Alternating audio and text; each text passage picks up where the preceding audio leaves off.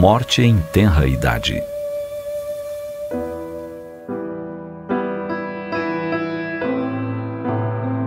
O casal se consorciara, e desde os tempos do noivado haviam estabelecido em seus planos o número de filhos.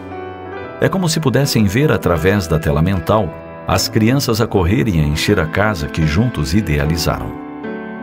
Esmeraram-se no jardim a fim de que, ao chegarem os pequenos, logo tivessem contato com a natureza, o perfume e as cores das flores miúdas. Deixaram uma pequena área para que, em tempo oportuno, pudessem colocar aparelhos próprios para as crianças brincarem. Olhando aquele espaço, de mãos dadas, já se imaginavam ensinando os pequenos subirem pela escada e descerem pelo escorregador, caindo no meio da areia. Podiam quase se ver a segurá-los, enquanto tentavam escalar os degraus e engatinharem através da casinha, que seria um labirinto bem montado, a abrir portas e janelas, sorrindo felizes. A gravidez não tardou, e tudo se passou num clima de ansiedade e sonhos. O dia em que puderam ouvir pela primeira vez o coraçãozinho do filho a bater, foi-lhes de pura emoção. Cada mês era uma descoberta. Filmaram as diversas ecografias para que um dia pudessem mostrar ao pequeno como ele começara a sua vida na terra, no carinho e aconchego do ventre materno. Prepararam berço, quarto, rendas e roupinhas. Tudo traduzia o imenso amor que dedicavam ao pequeno. O nascimento foi uma festa. Os primeiros dias, uma descoberta contínua. Os meses que se seguiram de aprendizado para os pais, tentando traduzir o choro infantil, os primeiros balbucios, o código especial daquele palavreado todo especial. Os primeiros passos foram filmados, e a cada toque das mãozinhas tenras era uma emoção diferente. Nos corações dos pais, a gratidão brotava espontânea, e todas as noites agradeciam a Deus pela dádiva preciosa que lhes havia mandado. Orando ao pé do berço, em rogativa singela a Jesus pelo pequeno que dormia, sentiam-se sempre mais felizes. Então, um dia, aconteceu a tragédia. Uma febre inexplicável tomou conta do garoto que até há pouco brincava feliz na caixa de areia em plena tarde de verão. Ele adentrara a cozinha, queixando-se de dor de cabeça. A mãe o acarinhou, sentiu-lhe a temperatura anormal e chamou o marido. Logo vieram os exames, o internamento. Em poucas horas, a morte cruel. O casal sentiu os corações estraçalhados. Como era possível que uma criança tão cheia de vida pudesse morrer em poucas horas? E nos dias de hoje, com tantos recursos, nada lhe faltara. O pai desesperou-se, agarrou-se ao corpinho ainda quente e começou a gritar: "Volte, volte, não vá embora, não nos deixe." Então a mãe, vencendo a dor que lhe esmagava o coração, qual uma mão de ferro, aproximou-se do marido, abraçou-o ternamente e lhe falou ao ouvido: "Amado, deixa-o partir. Ele veio e somente nos deu alegrias. Cumpriu seu tempo. Deixa-o retornar em paz ao mundo de onde veio. Não o retenhas."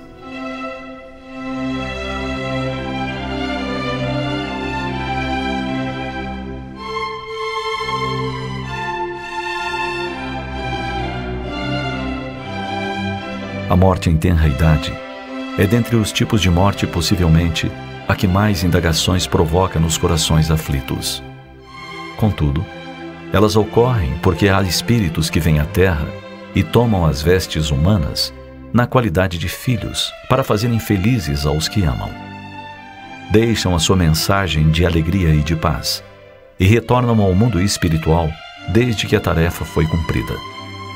Outros espíritos necessitam de algum tempo apenas como complementação de vidas anteriores, não vividas em plenitude. É sempre provação para os pais que sofrem a dor da separação. Mas uma certeza deve permanecer: a morte não existe. E os que se amam prosseguem a se amar na espiritualidade. Um dia, haveremos todos de nos reencontrar no mundo espiritual ou em vidas futuras, em algum lugar.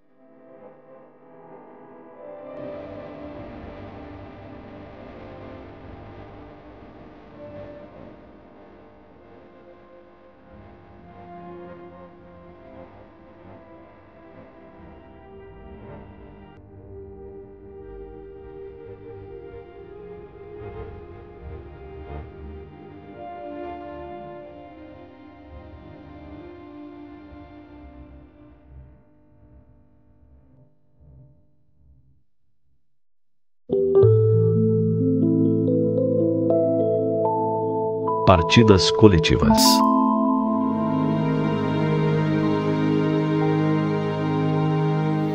No cair da tarde chuvosa do dia 17 de julho de 2007 em São Paulo, no aeroporto de Congonhas, um desastre aéreo abalou a opinião pública e deixou um saldo de 200 de mortos. A comoção atingiu patamares internacionais, vez que entre os passageiros daquele voo estavam estrangeiros, tanto quanto pelo elevado número de vítimas. Estima-se seja um dos desastres aéreos com maior número de vítimas. Logo começaram a ser transmitidas, junto com o dantesco espetáculo do fogo, das explosões que se sucediam, as cenas de desespero de parentes das vítimas. Uns gritavam pelos nomes dos que haviam partido, dilacerados de dor. Outros já clamavam por justiça, invocando direitos e normas não respeitados. Por fim, um ou outro abraçava-se aliviado ao familiar que deveria estar naquele voo, mas foi desviado para outro pelos motivos mais diversos. Depoimentos de quem se zangou por ter perdido o voo e agora agradecia por não estar nele.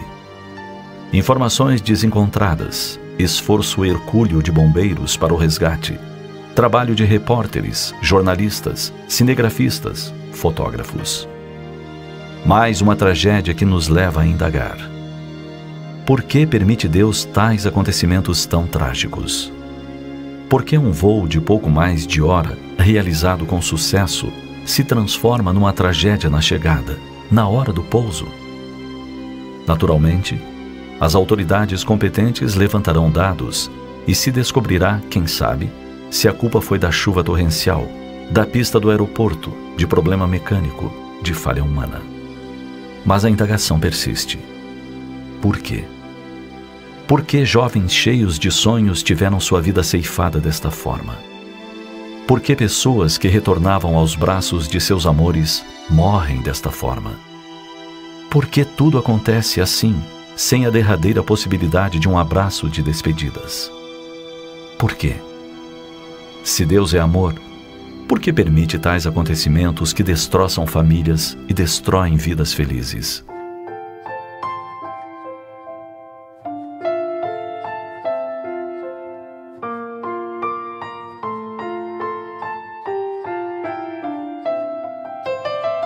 Tudo na criação é harmonia. Tudo revela uma previdência que não se desmente, nem nas menores, nem nas maiores coisas.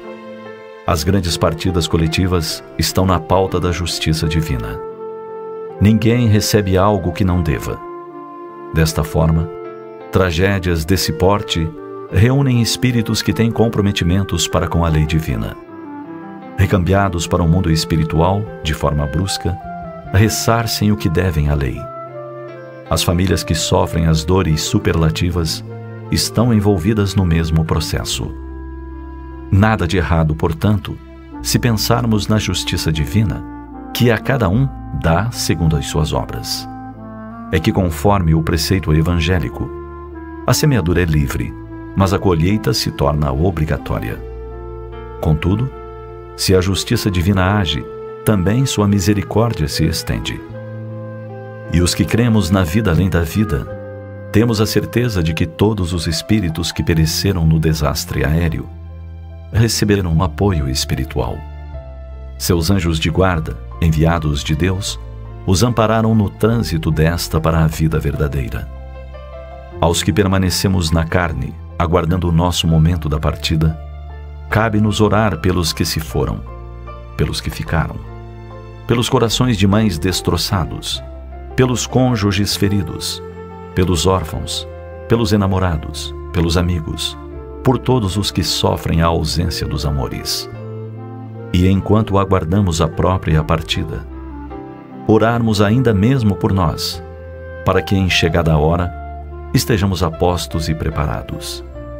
Seja partida pelos braços da enfermidade, de forma lenta, ou de forma repentina, por acidente orgânico, meteorológico ou qualquer outro. Pensemos nisso.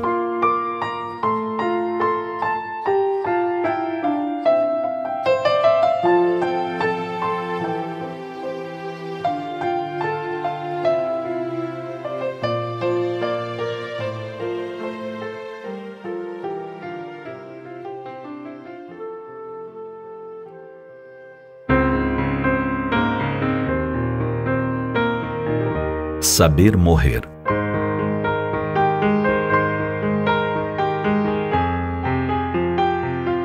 Morrer. Desse destino, nenhum ser humano escapará. E, no entanto, como tememos esse momento? Com que dor a maioria de nós pensa no instante da morte? É que fomos ensinados a temer a morte. Ela nos é apresentada como sinônimo de lágrimas, instante de trevas, definitiva separação dos seres amados, abismo e tristeza. Aprendemos que a morte se faz de luto e mistérios, névoa e saudade. Mas é preciso se preparar para a chegada da hora final. Afinal, a cada dia se reduz nossa estada na Terra. Desde que nascemos, cada respiração assinala a diminuição de nosso tempo no planeta. Porque o ritmo da vida material nos envolve, quase sem perceber, deixamos de lado a lembrança de que caminhamos mais um passo em direção à morte. O fim é apenas do corpo físico, pois a alma, a essência do que somos, esta existirá para sempre. Os séculos correrão, mas nós sobreviveremos. Nessa longa estrada que é a vida, muito iremos aprender. Outros amores, parentes, lugares e situações irão enriquecer a nossa experiência. E muitos outros corpos servirão de instrumento para o nosso aprendizado. Por isso, nada de demasiado apego ao corpo.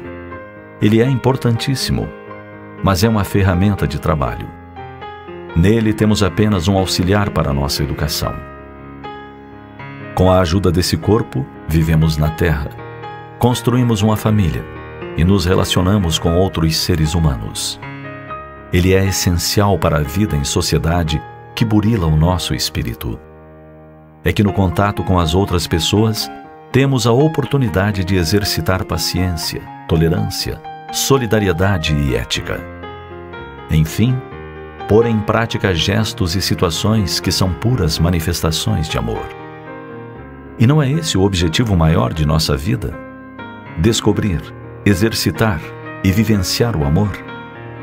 Nada há a temer na morte quando a vida é plena em amor, quando os dias são perfumados pela bondade, quando a consciência é reta e o dever cumprido.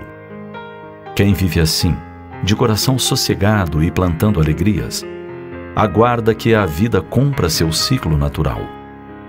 Para este, a hora da morte é serena. Abrirá os portais de um mundo novo, cheio de descobertas. A casa do Pai Celeste.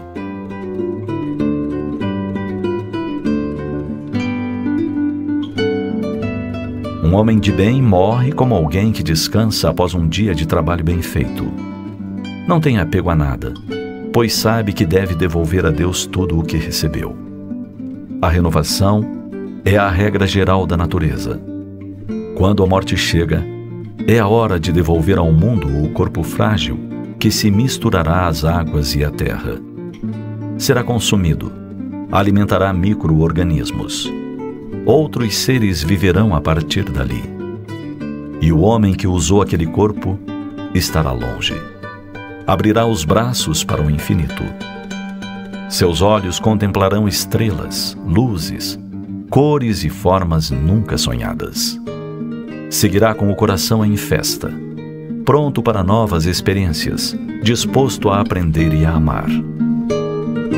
O poeta Rabindranath Tagore, Prêmio Nobel de Literatura, escreveu sobre a própria morte.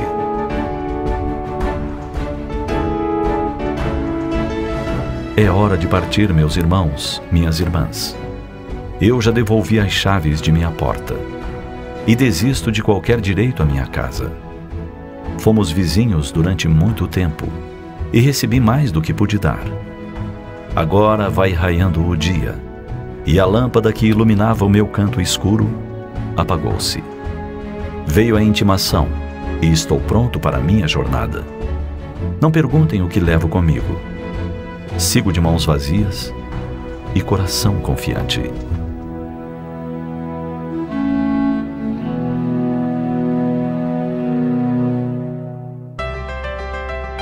Saudades.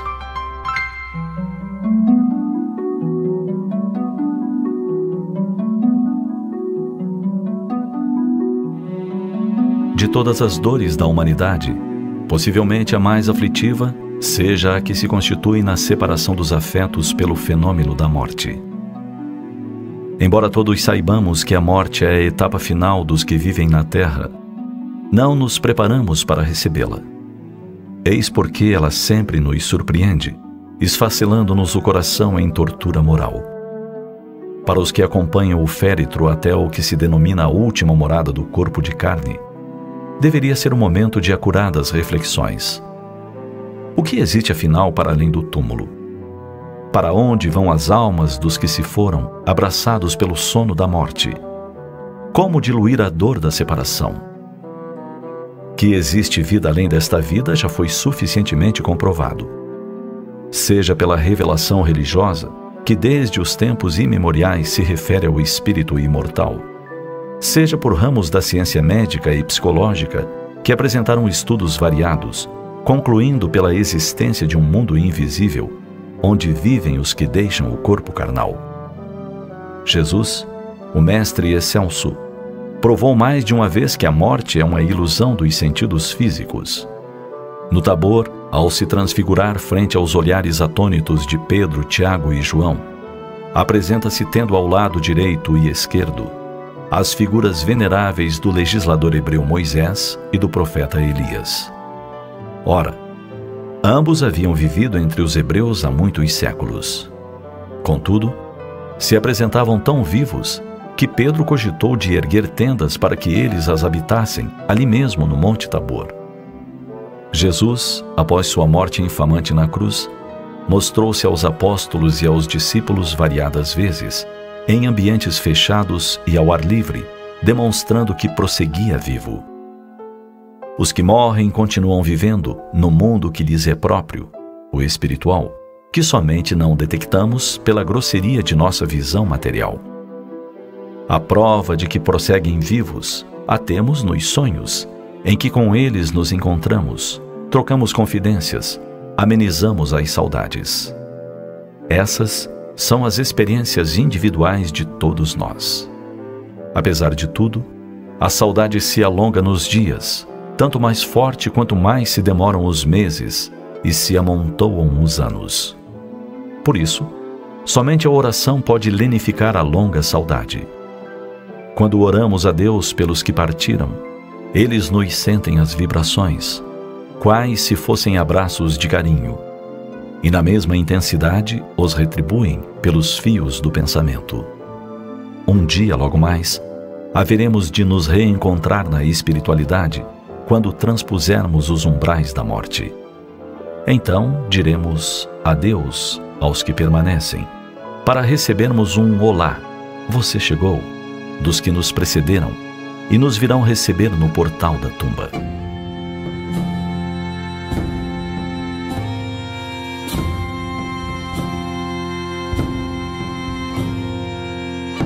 Você sabia que existem inúmeros livros que falam da vida para além desta vida? Que o Dr. Raymond A. Moody Jr. escreveu livros acerca de suas investigações do fenômeno da sobrevivência à morte física? São relatos de criaturas que tiveram experiências de quase morte e retornaram contando do que ouviram, dos seus contatos, testemunhando, pois, que há vida depois desta vida.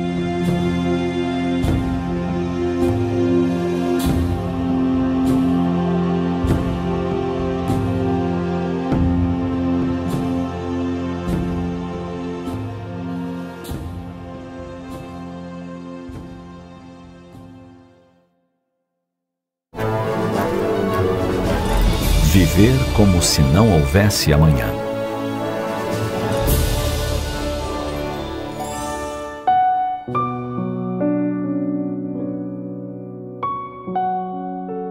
O destino de todos os seres vivos é a morte. Morrem flores, plantas, bichos, gente. Até mesmo as estrelas que nascem em uma explosão de luz chegam à finitude. Morremos um pouco todos os dias.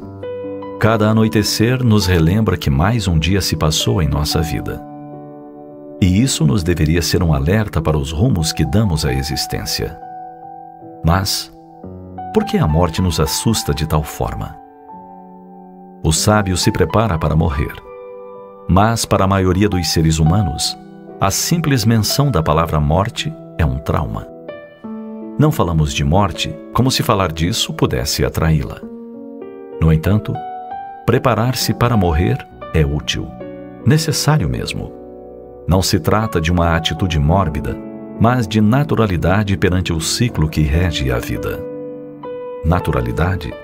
Sim, pois em nossa vida a morte é uma certeza. Podemos até não saber quando e onde ela virá, mas virá certamente. Países, idiomas e crenças são diferentes. Mas, paradoxalmente, a grande certeza que nos une a todos é de que um dia nosso corpo estará morto. Por isso, vale a pena pensar de modo positivo na morte. Preparar-se para esse momento inevitável. A psiquiatra suíça Elisabeth Kübler-Ross narra em seus diversos livros o sofrimento das pessoas que não se prepararam para morrer ou para dizer adeus aos parentes e amigos.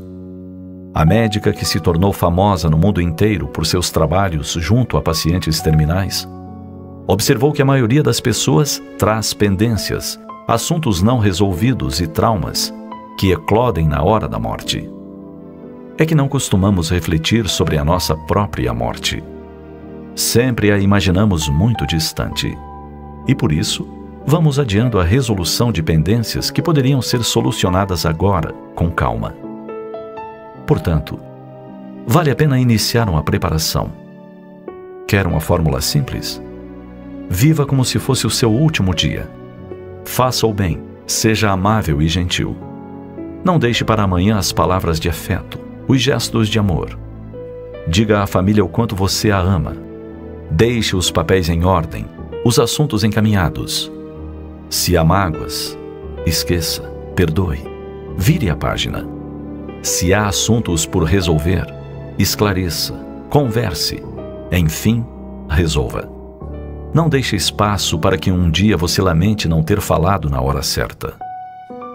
Viva a vida de forma simples e bela, para que ao encerrá-la, não haja muitos arrependimentos. O músico Renato Russo tinha uma frase síntese para essa atitude. É preciso amar as pessoas como se não houvesse amanhã. Afinal, amanhã a morte pode ter vindo, silenciosa, bater à sua porta, ou da pessoa amada. E até o reencontro, então, poderá ser uma longa espera.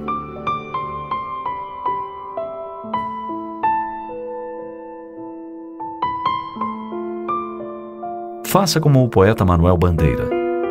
Em um de seus mais inspirados poemas, Consoada, ele fala sobre o dia em que a morte chegará e vai encontrá-lo preparado.